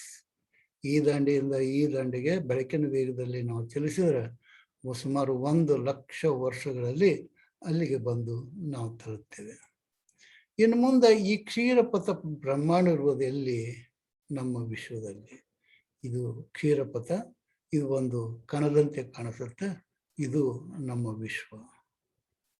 ಈ ಮಿಲ್ಕಿ ವೇ ಗ್ಯಾಲಾಕ್ಸಿ ಇದೆಯಲ್ಲ, ಇಂಥವು ಲಕ್ಷಾಂತರ ಗ್ಯಾಲಾಕ್ಸೀಸ್ ಈ ಬ್ರಹ್ಮಾಂಡದಲ್ಲಿದೆ ಅನ್ನೋ ಮಾತನ್ನ ನಾವು, ಇದು ನಮಗೆ ಕಾಣುವಂಥ ಆಬ್ಸರ್ವಬಲ್ ಯೂನಿವರ್ಸ್. ನಮ್ಮ ವಿಶ್ವ ಕಾಣುವಂಥದ್ದು ಒಂದು ಭಾಗ ಇದೆ, ಅದ್ರ ಬಗ್ಗೆ ನಮಗೆ ಗೊತ್ತು. ಇನ್ನು ಕಾಣದಂಥ ವಿಶ್ವ ಇದೆ, ಅದ್ರ ಬಗ್ಗೆ ನಮಗೇನು ಗೊತ್ತಿಲ್ಲ. ಹಾಗಾದ್ರೆ ಈ ಅಬ್ಸರ್ವಬಲ್ ಯೂನಿವರ್ಸ್ ಎಷ್ಟು ದೊಡ್ಡದಿದೆ ಅಂದ್ರೆ, ನಾವು ಈ ದಂಡೆಯಿಂದ ಈ ದಂಡೆಗೆ ಬೆಳಕಿನ ವೇಗದಲ್ಲಿ ಹೋದ್ರೆ ನಮಗೆ ಈ ದಂಡೆ ಮುಟ್ಲಿಕ್ಕೆ ಸುಮಾರು 930 ಕೋಟಿ ವರ್ಷಗಳು ಬೇಕು. ಆದರೆ ಒಂದು ಇಲ್ಲಿ ಸಂಗತಿ ಗಮನಿಸಬೇಕು, ವಿಶ್ವ ವಿಶಾಲವಾಗುತ್ತಾ ಹೋಗ್ತಾ ಇದೆ. ನಾವು ಸ್ವಲ್ಪ ದೂರ ಚಲಿಸುತ್ತಲೇ ಅದು ಇನ್ನಷ್ಟು ದೊಡ್ಡದಾಗಿರುತ್ತೆ. ಇದೇ ಅಲ್ಲದೇನೆ ಈ ನಮ್ಮ ವಿಶ್ವ ಅಂತಿದ್ದೀವಲ್ಲ, ಹಾಗಾದ್ರೆ ಬೇರೆ ವಿಶ್ವಗಳಿದೆ ಅನ್ನುವಂಥ ಒಂದು ಪ್ರಶ್ನೆ ಬರುತ್ತೆ. ಅದಕ್ಕೆ ಉತ್ತರ, ದೇರ್ ಆರ್ ಮಲ್ಟಿಪಲ್ ಯೂನಿವರ್ಸಸ್. ಬಹಳಷ್ಟು ವಿಶ್ವಗಳಿದೆ. ಇದನ್ನ ವಚನಗಳಲ್ಲಿ ಸ್ಯಾಂಡ್ರರ್ ಸ್ಪಷ್ಟವಾಗಿ ಹೇಳಿದ್ದಾರೆ. ಒಂದು ವಚನ, ಅಲ್ಲಮಪ್ರಭುವಿನ ವಚನ ಭಾಗ ನೀವು ಗಮನಿಸಬಹುದು. ಅಜಕೋಟಿ ಬ್ರಹ್ಮಾಂಡಗಳ ಮಾಡಿ ಈರೇಳು ಭುವನಗಳ ಮಾಡಿ ಹರ ಲೀಲೆಯಾಡುವಲ್ಲಿ. ಇಲ್ಲಿ 2 ವಿಷಯಗಳನ್ನು ಅವ್ರು ಹೇಳ್ತಾರೆ. ಬ್ರಹ್ಮಾಂಡಗಳು ಅಜಕೋಟಿ, ವಿಜ್ಞಾನಿಗಳು ಅದೇ ಮಾತನ್ನು ಹೇಳ್ತಾರೆ. ಆಮೇಲೆ ಇವ್ರು ಹೇಳೋದು ಈರೇಳು ಭುವನಗಳು, 14 ಭುವನಗಳಿವೆ ಅಂತ. ಇದೇ ರೀತಿ ಅಕ್ಕ ಮಹಾದೇವರು ಸಹ ಈರೇಳು ಭುವನವ ಬೆಳಗುವ ದಿವ್ಯ ಸ್ವರೂಪ ಕಂಡೆ ನಾನು. ಅವರು ಮಲ್ಲಿಕಾರ್ಜುನನ ವರ್ಣಿಸುವ ರೀತಿ, ಈರೇಳು ಭುವನವ ಬೆಳಗುವ ದಿವ್ಯ ಸ್ವರೂಪನ ಕಂಡೆ ನಾನು. ಹಾಗಾದ್ರೆ ವಿಜ್ಞಾನಿಗಳೇನು ಹೇಳ್ತಾರೆ, ಅವರು ಒಪ್ಕೋತಾರೆ ಏನಿಲ್ಲ. ಇಲ್ಲೊಂದು ಚಿತ್ರ ಇದೆ. ಇದು ವಿಜ್ಞಾನಿಗಳು ಪ್ರಸ್ತುತಪಡಿಸುವ ಒಂದು ಮಲ್ಟಿವರ್ಸ್ ಅನ್ನುವಂಥ ಒಂದು ಕಾನ್ಸೆಪ್ಟ್ ಅವರಿಗೆ ಅಧ್ಯಯನ ಮಾಡ್ತಾ ಇದ್ದಾರೆ. ಅದರ ಬಗ್ಗೆ ಇಲ್ಲಿ ಒಬ್ಬ ವಿಜ್ಞಾನಿ ನಮಗೆಲ್ಲ ಚಿರಪರಿಚಿತಕ್ಕಂಥ ಸ್ಟೀಫನ್ ಹಾಕಿಂಗ್ ಅನ್ನುವಂಥ ವಿಜ್ಞಾನಿ ಹೇಳಿದ ಮಾತನ್ನ ನಾವು ಗಮನಿಸಬೇಕು. Ours is not the only universe. These multiple universes are arise naturally from physical laws, which are separate, say, space-time continua, each having different physical laws, physical constant, and perhaps even different number of dimensions and topology. ಇವನ್ನೆಲ್ಲ ನಮಗೆ ವಿವರಗಳು ಅರಿಯುವ ಅವಶ್ಯಕತೆ ಇಲ್ಲ. ಆದರೆ ಒಂದನ್ನು ನಾವು ಗಮನಿಸಬೇಕು, ನಮ್ಮದು ಒಂದೇ ಒಂದು ವಿಶ್ವ ಅಲ್ಲ, ಇಂಥ ಅನೇಕ ವಿಶ್ವಗಳು ಅಸ್ತಿತ್ವದಲ್ಲೇ ಎಂದು ವಿಜ್ಞಾನಿಗಳು ಒಪ್ಕೊಂಡಿದ್ದಾರೆ, ಶರಣರು ಒಪ್ಕೊಂಡಿದ್ದಾರೆ. ಹಾಗಾದರೆ ಈ ವಿಶ್ವ ಏತರಿಂದ ಮಾಡಲ್ಪಟ್ಟಿದೆ?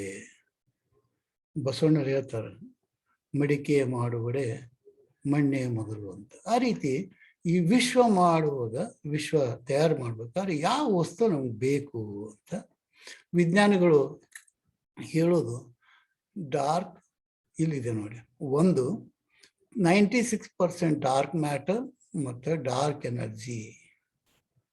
ಈ ವಿಶ್ವ ಮಾಡಲ್ಪಟ್ಟದ್ದು 96% dark matter and dark energy. ಈ ಡಾರ್ಕ್ ಮ್ಯಾಟರ್ ಮತ್ತು ಡಾರ್ಕ್ ಎನರ್ಜಿ ನಮಗೆ ಗೊತ್ತಿರುವ ಯಾವುದೇ ಉಪಕರಣಗಳಿಂದ ಅಳೆಯಲಾಗದ, ನಮ್ಮ ಅರಿವಿಗೆ ಬರುವ ಇನ್ನೂ ಪ್ರಾಥಮಿಕ ಸಂಶೋಧನಾ ಹಂತದಲ್ಲಿರುವ ಶಕ್ತಿ. ಇದು ನಿರಾಕಾರ. ಹಾಗಾದರೆ ಉಳಿದ 4% ಅದು ನಮಗೆ ಗೊತ್ತಿರತಕ್ಕಂಥ ಅಣುವಿನಿಂದ ಮಾಡಲ್ಪಟ್ಟಂಥ ವಸ್ತು. ಇದು ಸಿದ್ದರಾಮೇಶ್ವರ ವಚನ. ಇನ್ನೊಮ್ಮೆ ಇಲ್ಲಿ ನಾವು ಗಮನಿಸ್ತೇವೆ. ಈಗ ನಾವು ಇಲ್ಲಿ ಮುಖ್ಯವಾಗಿ ಉಪ ಪರಮಾಣು ಕಣ ಅಂದರೆ ಏನು ಅಂತ ನೋಡಿದೆವು. ಅದನ್ನು ಸಿದ್ದರಾಮ ಶಿವಗಳು ಹೇಳಿದ್ರು, ಪರಮಾಣುವಿಗಿಂತ ಚಿಕ್ಕದಾದ ಕಣಗಳು ಉಪ ಪರಮಾಣು ಕಣ ಎನ್ನುತ್ತಾರೆ. ಇದರಲ್ಲಿ 2 ನಮೂನೆ, ಪ್ರಾಥಮಿಕ ಮತ್ತು ಮಿಶ್ರ ಎಂಬ 2 ವಿವಿಧ ಕಣಗಳಿವೆ. ಮೊದಲು ಪ್ರಾಥಮಿಕ ಉಪ ಪರಮಾಣು ಕಣಗಳನ್ನು ಇಲ್ಲಿ ಚಿತ್ರದಲ್ಲಿ ಕಾಣಬಹುದು. ಇವಕ್ಕೆ ಹೆಸರು ಬೇರೆ ಬೇರೆ ಹೆಸರು ಕೊಟ್ಟಿದ್ದಾರೆ. ಇವೆಲ್ಲ ಮ್ಯೂಆನ್, ನ್ಯೂಟ್ರಿನೋ, ಫೋಟಾನ್, ಇವೆಲ್ಲ ವಿಷಯಗಳನ್ನು ನಾವು ವಿವರವಾಗಿ ಅರಿಯುವ ಅವಶ್ಯಕತೆ ಇಲ್ಲ. ಅಲ್ಲಿ ಈ ಚಿತ್ರಗಳು ನಮಗೆ ಉಪಯೋಗಕ್ಕೆ ಬರ್ತವೆ. ಆ್ಯನ್ ಎಲಿಮೆಂಟ್ರಿ ಪಾರ್ಟಿಕಲ್, ಅದಕ್ಕೆ ಇನ್ನೊಂದು ಹೆಸರು fundamental particle, is a sub atomic particle that is made of not compost of other particles. ಇವು ಬೇರೆ ಬೇರೆ ಸಣ್ಣ ಕಣಗಳಿಂದ ಮಾಡಲ್ಪಟ್ಟಿಲ್ಲ. ಆದರೆ ಇದು ಇಷ್ಟರ ಮಟ್ಟಿಗೆ ನಮ್ಮ ನಾಲೆಜ್ ಸೀಮಿತಗೊಂಡಿದೆ. ಅವು ಕೂಡ ಬೇರೆ ವಸ್ತುಗಳಿಂದ ಮಾಡಲ್ಪಟ್ಟಿವೆ ಅನ್ನೋದ್ರ ಬಗ್ಗೆ ಇನ್ನೂ ನಿರ್ದಿಷ್ಟವಾಗಿ ನಮಗೆ ಗೊತ್ತಿಲ್ಲ. They are the smallest particles known to this time. ಈಗ ಎಷ್ಟು ವಿಧದ ಈ ಫಂಡಮೆಂಟಲ್ ಪಾರ್ಟಿಕಲ್ ಇವೆ ಅನ್ನೋದನ್ನು ಕಂಡುಹಿಡಿದ್ದಾರೆ. Theoretically there are 18 of them. 18 ವಿಧದ ಸಬ್ ಅಟಾಮಿಕ್ ಪಾರ್ಟಿಕಲ್ಸ್ ಇದೆ. 1 of them is not yet confirm. ಅಂದರೆ 17 ಬಗ್ಗೆ ನಮ್ಗೆ ಗೊತ್ತಿದೆ, 18 ಇದೆ ಅಂತ ನಾವು ಇನ್ನೂ ನಿರ್ದಿಷ್ಟವಾಗಿ ಹೇಳಲಿಕ್ಕೆ ಆಗಿಲ್ಲ. ಇವು ಯಾವುವು ಅಂತ ಒಂದು ಸರಳ ಪ್ರಶ್ನೆ, ವಿವರ ಅವಶ್ಯಕತೆ ಇಲ್ಲ. ಇಲ್ಲಿ ಕ್ವಾರ್ಕ್ಸ್ 6 ನಮೂನಿ, up, down, strange, charm, top and bottom. ಆಮೇಲೆ ಲೆಪ್ಟಾನ್ಸ್, ಇಲ್ಲಿ ಲೆಪ್ಟಾನ್ಸ್ ಇದೆ, ಇಲೆಕ್ಟ್ರಾನ್, ಮ್ಯೂಆನ್, ಟೌ, ಇವು 6 6 12. ಆನಂತರ ಬೊಸಾನ್ಸ್, ಇವು ಎಲ್ಲ ಕೂಡಿ ನಮ್ಮ ವಿಶ್ವ ನಿರ್ಮಾಣ ಆಗಿದೆ. ಈ ವಿವರವನ್ನು ನೀವು ಗಮನಿಸಿ. ಮುಖ್ಯವಾಗಿ ನಾವು ಈ ವಿಷಯನ ಗಮನಿಸಿ. ಒಂದನೇದು Higgs boson particle, one of the 17 fundamental particles in the Standard Model. The other 16 are 6 quarks, 6 leptons, the photon, gluon, and W and Z bosons. These 17 particles are ones responsible for the forces in nature except gravity. ಗಮನಿಸಿ, ಇವು ವಸ್ತುಗಳನ್ನಷ್ಟೇ ನಿರ್ಮಾಣ ಮಾಡೋದಲ್ಲ, ನಮ್ಮ ಜಗತ್ತಿನಲ್ಲಿರತಕ್ಕಂಥ 4 ಮೂಲಭೂತ ಶಕ್ತಿಗಳಲ್ಲಿ ಗ್ರಾವಿಟಿಯನ್ನು ಹೊರತುಪಡಿಸಿ ಉಳಿದೆಲ್ಲ ಶಕ್ತಿಗಳನ್ನು ಈ 17 ಫಂಡಮೆಂಟಲ್ ಪಾರ್ಟಿಕಲ್ಸ್ ನಿರ್ಮಾಣ ಆಗ್ತವೆ. The Higgs is currently being studied and until recently was only theoretical. ಇದು ನಮಗೆ ಗೊತ್ತಿರ್ತಕ್ಕಂಥ ವಿವರ. ಹಾಗಾಗಿ ಈ ಒಂದು ಅನಂತ ವಿಶ್ವ ನಿರಾಕಾರ, ಅದು ಶಕ್ತಿಯ ಸಾಗರ ಅಂತ ಹೆಂಗೆ ಹೇಳ್ತೀರಿ? ಈ ವಿಶ್ವದ 96% ನಮ್ಗೆ ಗೊತ್ತದು ಶಕ್ತಿಯ ಸಾಗರ, ಡಾರ್ಕ್ ಮ್ಯಾಟರ್ ಮತ್ತು ಡಾರ್ಕ್ ಎನರ್ಜಿಯಿಂದ ಕೂಡಿದೆ. ಈ 4% ಇದು ಐಟಮ್ಸ್ ಅಂದರೆ ಈ ಸಬ್ ಅಟಾಮಿಕ್ ಪಾರ್ಟಿಕಲ್ಸ್ನಿಂದ ರಚಿತವಾಗಿದೆ. ಆದರೆ ಇತ್ತೀಚೆಗೆ ಒಂದು ಹೊಸ ವಿಷಯ ಸಂಶೋಧನೆಗೊಳಪಟ್ಟಿದೆ. ಇನ್ನು ಎಲ್ಲರೂ ಇದನ್ನು ಒಪ್ಕೊಂಡಿಲ್ಲ, ಆದರೆ ಇವತ್ತಿಲ್ಲ ನಾಳೆ ಅದನ್ನು ಒಪ್ಪುಗಳ ಹಂತದಲ್ಲಿದೆ. ಅದಕ್ಕೆ ಸೂಪರ್ ಸ್ಟ್ರಿಂಗ್ಸ್ ಅಂತ. ಆ ಸೂಪರ್ ಸ್ಟ್ರಿಂಗ್ಸ್ ಏನು ಹೇಳುತ್ತೆ ಅಂದರೆ, string theory proposes that small loops about 100 billion times smaller than the proton are vibrating below the subatomic level, and each mode of vibration represent a distinct resonance which corresponds to a particular particle. ಇಲ್ಲಿ ಅದನ್ನು ಇನ್ನೊಂದು ರೀತಿಯಿಂದ ನಾವು ಓದ್ಬೋದು. ಇದು ಬಹಳ ಮುಖ್ಯವಾಗಿ ಗಮನಿಸಬೇಕಾದ ಅಂಶ. All of the different fundamental particles of the standard model are really just different manifestation of one basic object, a string. ಈ 17 ರೀತಿಯ ಫಂಡಮೆಂಟಲ್ ಪಾರ್ಟಿಕಲ್ಸ್, 18 ಫಂಡಮೆಂಟಲ್ ಪಾರ್ಟಿಕಲ್ಸ್ ಒಂದೇ ಒಂದು ವಸ್ತುವಿನ ವಿವಿಧ ರೀತಿಯ ಕಂಪನದಿಂದ ಆಗಿದೆ.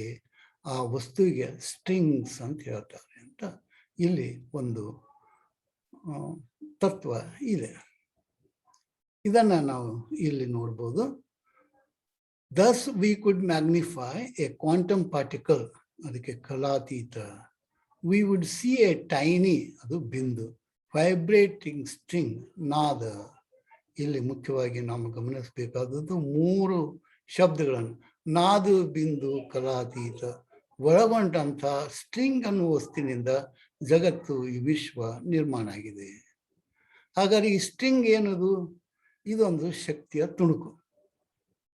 ಅಂದರೆ ಇಡೀ ವಿಶ್ವ ಶಕ್ತಿಯ ಸಾಗರ ಅನ್ನೋದು ನಮಗಿಲ್ಲಿ ಗೊತ್ತಾಗುತ್ತೆ. ಸೊ ನೋಡಿ, ಇಲ್ಲಿ all matter in universe, living or non living, items, protons, neutrons etcetera, they are made by super strings. Super string ಅಂದರೆ ಶಕ್ತಿಯ ತುಣುಕು. ಅದಕ್ಕಾಗಿ ನಾವು ಏನು ಹೇಳ್ಬೋದು ಅಂದರೆ, ಈ ವಿಶ್ವ ಒಂದು ಶಕ್ತಿಯ ಸಾಗರ.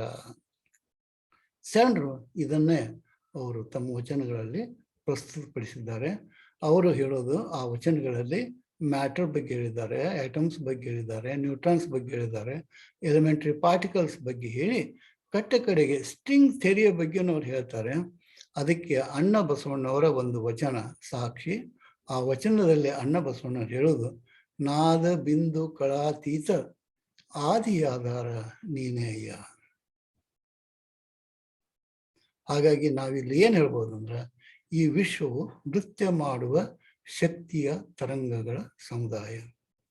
ಅನಂತ ವಿಶ್ವಗಳನ್ನ ಎಲ್ಲನೂ ನಾವು ಒಟ್ಟುಗೂಡಿಸಿದ್ರೆ ಅದು ಒಂದು ಶಕ್ತಿಯ ಸಾಗರ.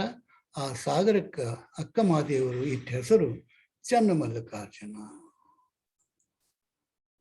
ಇದರ ಒಂದು ವೈಜ್ಞಾನಿಕ ವಿವರಣೆಯನ್ನು. Imagine we look at a familiar object, just a candle and a holder, and imagine that we want to figure out what it is made of. So we go on a journey deep inside the object and examine the constituents. So deep inside, we all know, you go sufficiently far down, you have atoms. We also all know that atoms are not the end of the story.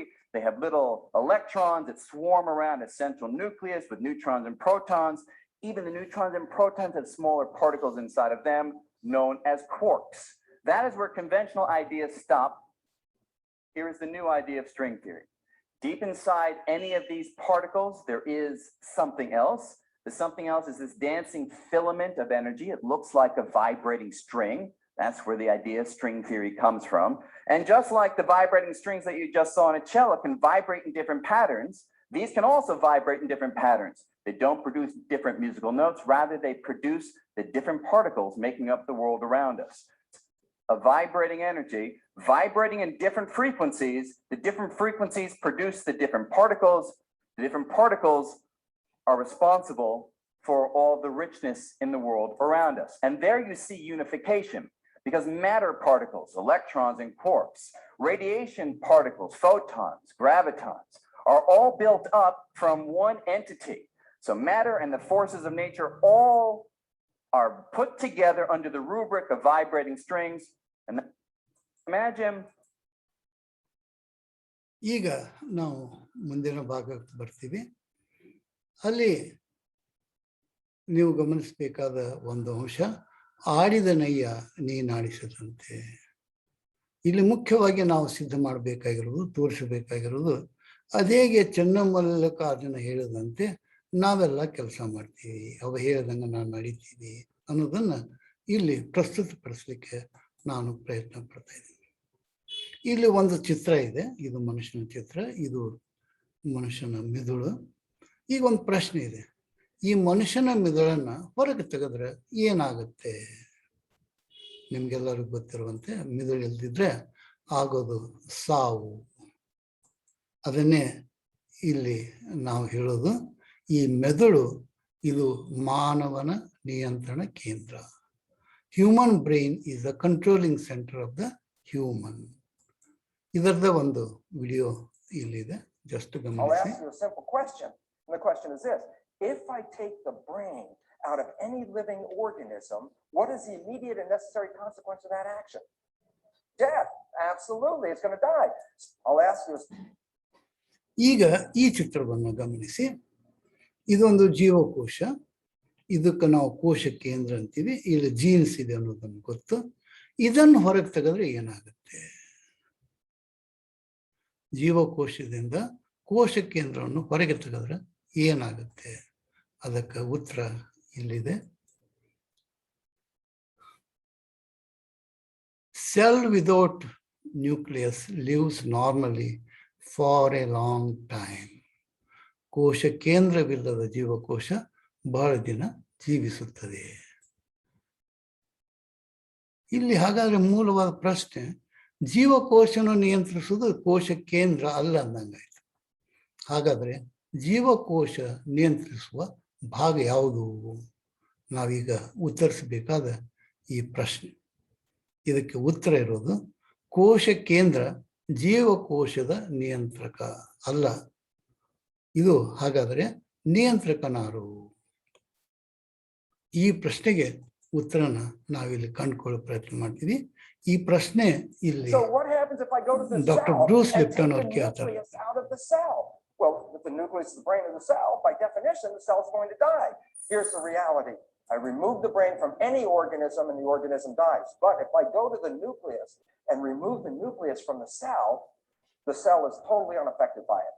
A cell can live for 2 or more months with no genes in it at all. And it's not just sitting there. It's doing everything it was doing before we took the nucleus out. It's moving around. It's communicating with other cells. It's eating. It's growing.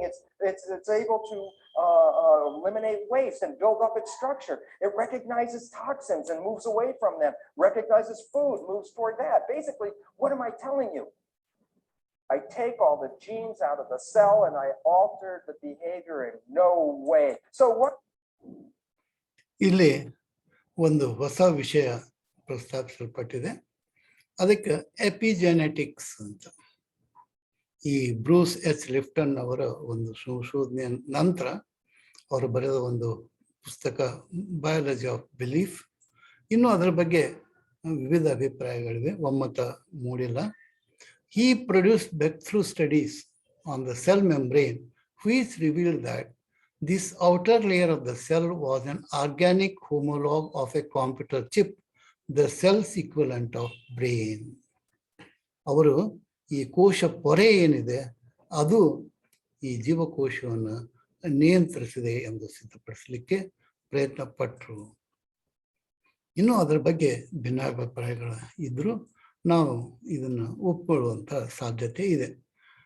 Between 1987 and 1992 revealed that the environment operating through the membrane controlled the behavior and physiology of the cell. ಗಮನಿಸಿ, ಜೀವಕೋಶದ ಕ್ರಿಯೆ ನಡೆಯೋದು ಜೀವಕೋಶದ ಒಳಗಿನಿಂದಿಲ್ಲ, ಹೊರಗಿಂದ ಬರುವ ಸಂದೇಶಗಳಿಂದ. ಆ ಸಂದೇಶಗಳನ್ನು ಕಳಿಸುವುದು ಈ ಚೆನ್ನಮಲ್ಲಿಕಾರ್ಜುನ. ಈ ಜೀವಕೋಶದ ಕೆಲಸ ಏನೇ ಆದರೂ ಅದು ಆಗುವುದು ಚೆನ್ನಮಲ್ಲಿಕಾರ್ಜುನನ ಸಂದೇಶದಿಂದ ಅನ್ನೋದನ್ನ ಅವರು ಇಲ್ಲಿ ಹೇಳಿದ್ದಾರೆ. ಅದಕ್ಕೆ ನಾವು ಇಲ್ಲಿ ಕೋಶ ಕೇಂದ್ರ ಜೀವಕೋಶದ ನಿಯಂತ್ರಕ, ಇದು ಒಂದು ಮೆಂಬ್ರೇನ್ ಚಿತ್ರ. ಇದು ಈ ಜೀವಕೋಶದ ಹೊರಗೆ ಕೋಶ ಪೊರೆ ಅಂತಿರುತ್ತೆ, ಆ ಪೊರೆಯ ಚಿತ್ರ ಇಲ್ಲಿದೆ. ಇದನ್ನು ನೀವು ಗಮನಿಸಬೇಕು. ಇಲ್ಲಿ ಎಂಟನಾದಂಥ ಪ್ರೋಟೀನ್ ಸ್ಟ್ರಕ್ಚರ್ಸ್ ಇದೆ. ಈ ಎಂಟನಾದಂಥ ಪ್ರೋಟೀನ್ ಸ್ಟ್ರಕ್ಚರ್, ಕೋಟ್ಯಾಂತರ ರಚನೆಗಳು ಒಂದು ಜೀವಕೋಶದ ಕೋಶ ಪೊರೆಯ ಮೇಲಿದೆ. ಇವು ಹೊರಗಿನಿಂದ ಬರುವ ಸಂದೇಶಗಳನ್ನು ಸ್ವೀಕರಿಸುವ ಅಥವಾ ನಿರಾಕರಿಸುವ ಕೆಲಸ ಮಾಡುತ್ತೆ. ಇಲ್ಲಿ ಒಂದು ವಿಡಿಯೋ ಇದೆ, ಆ ವಿಡಿಯೋ ಗಮನಿಸಿ. There are switches, like light switches built into the membrane. And the significance of these switches, as you can see in this picture of a cartoon of the surface of the cell, they're called receptors on the skin of the cell. Do you have receptors? Think about it. Do you have any receptors? Come on. Eyes, ears, nose, taste, touch, pain, pressure, temperature. Where do you think your receptors are found? In your skin. You and the cells are exactly the same in this regard. So the receptor has a sugar antenna, which is reading the environment, just like television antennas, reading signals and what's going on, and a protein that takes that signal and carries it inside the cell. I said, well, what does it look like, this receptor switch? Well, this is a little piece of the membrane I cut out. And I show you here is a switch, a light switch. It has two parts to it. The receptor, which has the antenna reading the environment, and the effector, which is a protein that takes that signal and sends it inside the cell to control it. The receptor is stimulus. The effector is response. Stimulus, response. The cell's response is due to the stimuli. Where do the stimuli come from? The environment. I say, well, how does it work? Well, basically, it's a very simple understanding. The switch with the receptor is scanning around. There's a connector protein. Look at the shape of the connector protein and look at the shape of the blue receptor. They don't match, so I can't connect the switch. But when a signal from the environment shows up, it changes the shape of the receptor, and that connects it to the effector, and the effector sends a signal inside the cell. When the signal goes away, the switch is broken. So now nothing's happening till a new signal shows up, connects the stimulus to the response, and that response goes inside the cell and controls behavior. This is a typical switch. This is what the switch looks like, the receptor on the left and the effector on the right. And I'm going, okay, say, what's the function of the receptor? What's the function of your eyes, ears, nose, that taste? What's the function of that? Function, I just want to say, I should have added that.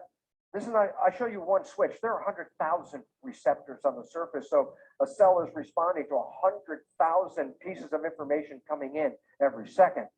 I say, function of the receptor, awareness of the environment. Yeah, eyes, ears, nose, let me know what's going on in the environment. I say, yeah, but what's the function of the the effector? Oh, that's the one that sends a physical signal inside the cell to control the function. So if I define the switch in a different way, I would say a switch represents awareness of the environment. Does this membrane work? I say, there. ಒಟ್ಟಾರೆಯಾಗಿ ದೇಹವು protein ಯಂತ್ರ ಅನ್ನೋದು ನಮಗೆಲ್ಲ ಗೊತ್ತಿದೆ. The human body has about 1 lakh different types of proteins. ಇದನ್ನಾಗಲೇ ನಾವು ಅರ್ಥ ಮಾಡ್ಕೊಂಡಿದ್ದೀವಿ. ಈಗ ಈ ಪ್ರೋಟೀನ್ ಮಾಡುವಂಥ ಈ ರಚನೆಯಲ್ಲಿ ಒಂದು ಮುಖ್ಯವಾದ ಒಂದು ವಿಷಯ ನಾವು ಗಮನಿಸಬೇಕು. ಇದು ಒಂದು ಪ್ರೋಟೀನ್, ಇದು ಹೊರಗಿನಿಂದ ಬರ್ತಕ್ಕಂಥ ಒಂದು ಸಂದೇಶ. ಈ ಸಂದೇಶ ಇಲ್ಲಿಗೆ ಬಂದಾಗ ಇದು ಎಕ್ಸೆಪ್ಟ್ ಮಾಡಿದರೆ, ಅದು ಆದೇಶ ಪಾಲನೆ ಮಾಡಿದರೆ ಈ ಒಂದು ಪ್ರೋಟೀನದ ರಚನೆ ಬೇರೆಯಾಗುತ್ತೆ. ಇದು ಎ ಇದ್ದದ್ದು ಬಿ ಆಗುತ್ತೆ. ಈ ಒಂದು ಆದೇಶಕ್ಕೆ ಮನ್ನಣೆ ಕೊಟ್ಟು ಇಲ್ಲಿ ಮೂವ್ಮೆಂಟ್ ಆಗುತ್ತೆ, ಇಲ್ಲಿ ಚಲನೆ ಆಗುತ್ತೆ. ಅಂದ್ರೆ ಪ್ರೋಟೀನ್ ಯಾವುದೇ ಒಂದು ಕೆಲಸ ಮಾಡಬೇಕಾದ್ರೆ ಹೊರಗಿನಿಂದ ಒಂದು ಆದೇಶ ಬರಬೇಕು. ಅದನ್ನು ಆದೇಶ ಪಾಲನೆ ಮಾಡಿದ್ರೆ ಈ ಒಂದು ಪ್ರೋಟೀನ್ ಕಣದಲ್ಲಿ ಬದಲಾವಣೆ ಆಗುತ್ತೆ. ಪರಿಸರದಿಂದ ಬಂದ ಸಂದೇಶಕ್ಕನುಗುಣವಾಗಿ ಪ್ರೋಟೀನದ ರಚನೆಯಲ್ಲಿ ಬದಲಾವಣೆ ಆಗುತ್ತೆ. ಇದು ಒಂದು ಬಹಳ ಮುಖ್ಯವಾದ ಅಂಶ. ಇದನ್ನು ನಾವು ಹೇಳ್ಬೋದು, ಚನ್ನಮಲ್ಲಿಕಾರ್ಜುನ ನಿಂದ ಬಂದಂಥ ಸಂಜ್ಞೆಗನುಸಾರವಾಗಿ ಆ ಪ್ರೋಟೀನ್ನಲ್ಲಿ ಬದಲಾವಣೆ ಆಗುತ್ತೆ, ಅಲ್ಲಿ ಚಲನೆ ಉಂಟಾಗುತ್ತೆ. ಆಡಿದ ನಯ್ಯ ನೀನಾಡಿಸದಂತೆ, ಇದನ್ನೇ ಇಲ್ಲಿ ನಾವು ಹೇಳ್ತೇವೆ. ಪ್ರೋಟೀನ್ ಬದಲಾವಣೆ ಹೇಗಾಗತ್ತೆ ಅನ್ನೋದನ್ನ ಇಲ್ಲಿ ವಿವರಿಸಿದ್ದಾರೆ. ಈ ಪ್ರೋಟೀನ್ದಲ್ಲಾಗುವ ಬದಲಾವಣೆಯನ್ನ ಇಲ್ಲಿ Your machine, ನಾವು the structure ಕೇಳ್ಬೋದು of ಈ the machine is ವಿಡಿಯೋದಲ್ಲಿ. due to the protein parts. The proteins are all these linear chains made out of amino acids, that the final structure is due to the sequence of the amino acids and the charge. That's this critical part. When I balance the charge, the protein is stable. If I change the charge, the protein changes its shape. It's simple, but it's very basic science, okay? And here's the point about it is this, is that, and this is interesting because this is a right out of the Science journal, and this is backbone here, this protein in green, it's the same one that's in yellow. And in this case, this is a protein that causes muscle contraction in your body. And it depends on this signal. The signal is calcium. When calcium shows up, it plugs into the hole. It changes the charge, and it causes the protein to change its shape from this inactive form, conformation 1, shape 1. When I add the signal, it goes to shape 2, the active form. If I take the signal away, then the protein goes back to the resting state. So there are two different shapes to the protein, an active and an inactive form, and the activity is now controlled by the signal. So basically it says that proteins provide for your physical structure, but proteins also provide for your behavior. So perception controls behavior. ಅಂದ್ರೆ life ಅಂದ್ರೆ ಏನು, ಜೀವನ ಅಂದ್ರೆ ಏನು, ಅದು protein movement. Protein movement ಹೇಗಾಗತ್ತೆ ಅಂದ್ರೆ ಇದು ಚನ್ನಮಲ್ಲಿಕಾರ್ಜುನದಿಂದ ಬರುವಂಥ ಸಂದೇಶದ ಮೇಲೆ ಅವಲಂಬಿಸಿದ್ದೇವೆ. ಅದನ್ನೇ ನಾವು ಈ ವಚನದ ಕೊನೆಯ ಭಾಗದಲ್ಲಿ ಹೇಳ್ತಾ ಇದ್ದೇವೆ. ನಾವು ಆಡಿದೆವಯ್ಯ ನೀನಾಡಿಸದಂತೆ, ನಾನಿದ್ದೇವೆಯ ನೀರಿಸದಂತೆ. ಇದು ಒಂದು ವಚನದ ಪೂರ್ಣಾರ್ಥ. ಸಾಹಿತ್ಯ, ಕನ್ನಡ ಬರವಣಿಗೆ, ವೈಜ್ಞಾನಿಕ ವರಗಳು, ಕಂಪ್ಯೂಟರ್ ಬಳಕೆ, ನನ್ನ ಅನನುಭವದ ಕೊರತೆಯಿಂದಾಗಿ ಅಲ್ಲಲ್ಲಿ ತಪ್ಪುಗಳಿವೆ. ಅವುಗಳನ್ನು ನನ್ನ ಗಮನಕ್ಕೆ ತಂದರೆ ತಿದ್ದುಕೊಳ್ಳಲು ಅನುವಾಗುತ್ತದೆ. ಇಲ್ಲಿ ಯಾವುದೇ ವಿಚಾರಧಾರೆಯನ್ನಾಗಲಿ ಅಥವಾ ಪರಂಪರೆಯನ್ನಾಗಲಿ ವಿಮರ್ಶಿಸುವ ಪ್ರಯತ್ನ ಇಲ್ಲ. ಇಲ್ಲಿ ಅಡಕವಾಗಿರುವ ವೈಜ್ಞಾನಿಕ ತತ್ವಗಳನ್ನು ಮನಗತ ಮಾಡಿಕೊಳ್ಳಲು ಚಿತ್ರಗಳು ಮತ್ತು ಚಲನಚಿತ್ರಗಳನ್ನು ಉಪಯೋಗಿಸಿರುವ ಚಿತ್ರಗಳು ಯೂಟ್ಯೂಬ್ ಕೊಡೆ. ಇಲ್ಲಿ ಇದುವರೆಗೂ ನನ್ನ ವಿವರಗಳನ್ನು ಕೇಳಿದ ನಿಮಗೆಲ್ಲ ಶರಣಾರ್ಥಿಗಳು.